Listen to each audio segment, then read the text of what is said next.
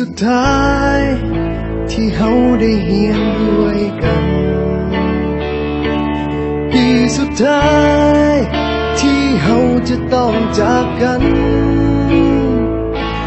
ผ่านการเฮียนผ่านวันเวลาจนทำให้เฮาได้รู้จักกัน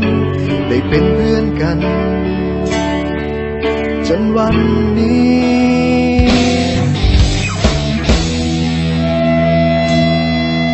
มาถึงม.7 ปีนี้ก็เลยห้องเพลงนี้แทนใจก่อนที่เฮาจะจากไปห่างกันให้ทุกคนจดจำในใจฝากเพลงนี้ไว้ให้คิดถึงกันเมื่อต้องถึงวันที่จากไป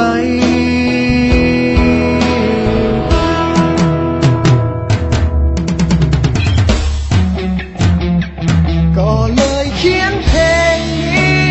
ขึ้นมาให้ทุกคนรู้ไว้ออกมาจากหัวใจของเพื่อนคน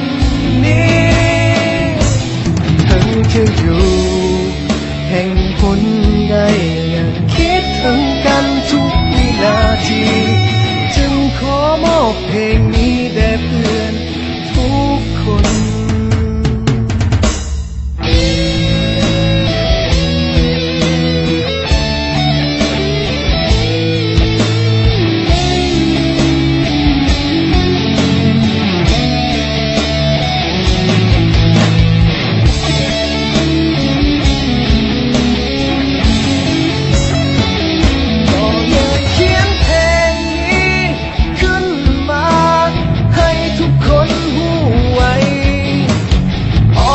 จากหัวใจของเพื่อนคน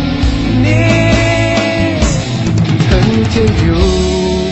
แห่งผลได้ยังคิดถึงกันทุกวินาที